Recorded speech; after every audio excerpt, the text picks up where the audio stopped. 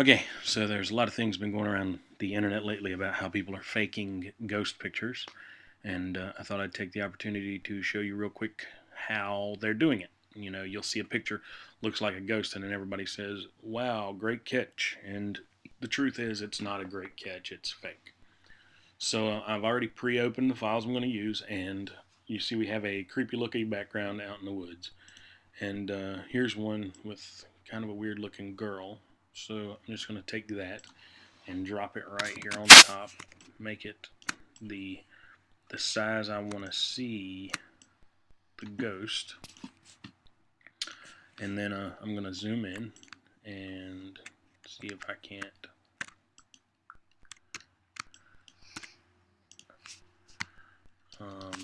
select her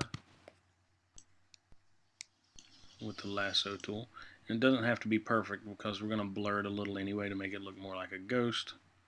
So, I mean, I don't really, this is just for demonstration purposes. So, now we're going to add to that selection and do what we can to make this look really, really creepy. And that's what we're trying to, that's what we're shooting for, the creepy look. And we have to save certain portions of her body in order to make it look creepy. So, right now I'm just using the select tool, the standard lasso select tool, and I'm doing a really, really rough outline. And stuff like this, like her foot, you can go back and do it a little more detailed so it looks better. It's okay too. And then, you know, just continue to do this. And you'll notice I missed the back part of her dress here, so I'm going to go back and just grab that real quick. And then continue to do this until you have all of her selected. Now what's cool about this is, since it's going to be a ghost, you don't have to do one of those really in-depth selections. You can just select a couple things and it's done. So here we go. We've almost finished it. Get some more of her hair in here, and there we go. She's selected. Now I'm going to run down through here and grab this as a selection. Get that, and it looks like we have everything. So I'm going to take that selection, copy it, and repaste it. Whoop, that didn't work. I'm going to take that layer, there we go, copy it, and repaste her and delete the original layer so that it just shows her. Now, yes, this is approximately the size that I want it to be. I want to show there's a ghost right here in the trees. So, something like this. Now, I want her to look a little better, so I'm going to go in and change the levels to brighten her up a little bit. Give her some better contrast and brightness, kind of to match the background I'm going for. Something like that. And then we're going to go in and go to, let's see, a good one would probably be a radial blur. Grab a radial blur just on her. So that's going to be somewhere like down in here, and we'll preview it. That's almost perfect. Look at that. So we got our ghost. We want our ghost to look, you know, as creepy or real as possible. I think I'm going to redo that radial blur, but I'm going to go blur, radial blur, and then I'm just going to move it up a little so that her face is a little more in contrast. Nope. One more try. Blur, radial blur. Bring it up to her face if I can. There we go. So now it looks like she's kind of floating.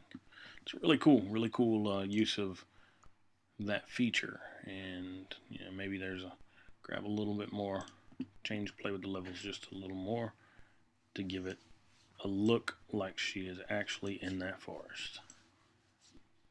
Now that is killer. So that's one ghost for you. Now there are many ways to do. I mean, you could even go as far as changing it to multiply to make it look like there's some sort of a body there. You can change all your different dissolves and I mean, there's so many other options. Photoshop is unlimited when it comes to options for creating ghosts. They're just they never stop. Here we go. Here's an angel, or whatever you want it to be.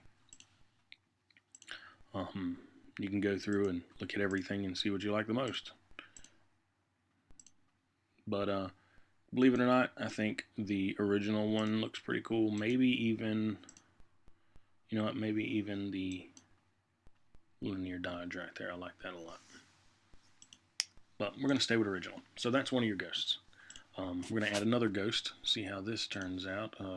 This kid, we're going to do basically the same thing with him, but we're going to make him look really, really creepy. So we're going to raise the size of him a little bit, like that, and I'm going to image adjust. Let's see. Can't refine a selection that's not there, so I'm going to select them and then refine the edges of that selection.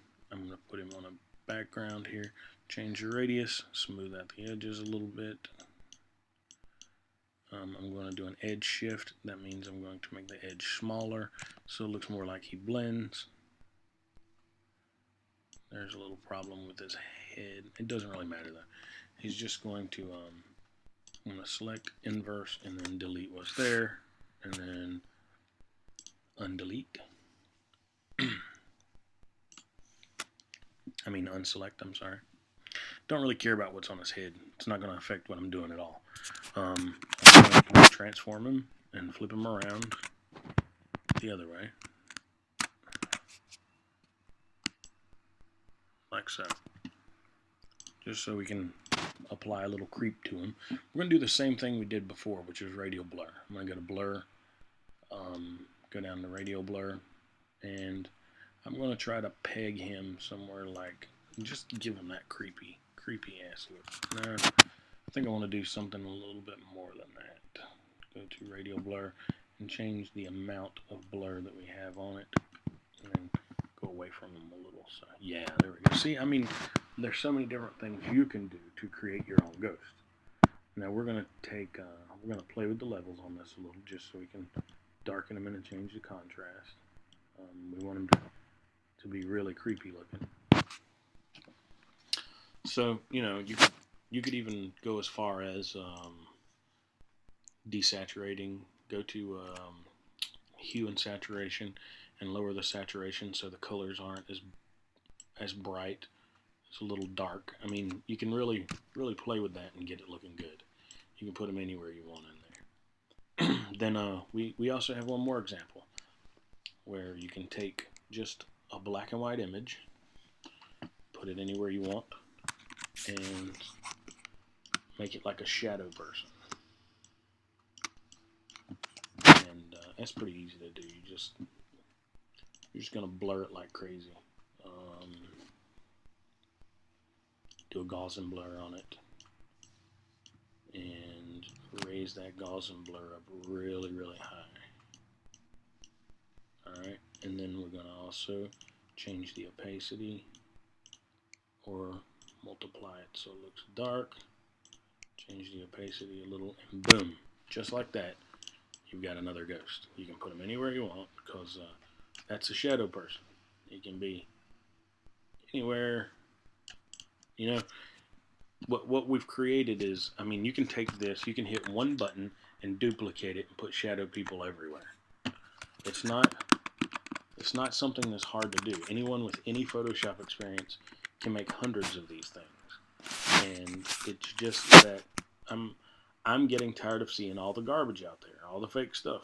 And what's happened is people in the paranormal field have seen so many fakes that everyone is discredited even if you find something that's real. So if I found a ghost that came out of the wall, and I took a picture of it, and I showed it online, I would automatically be called a fake because so many people fake them.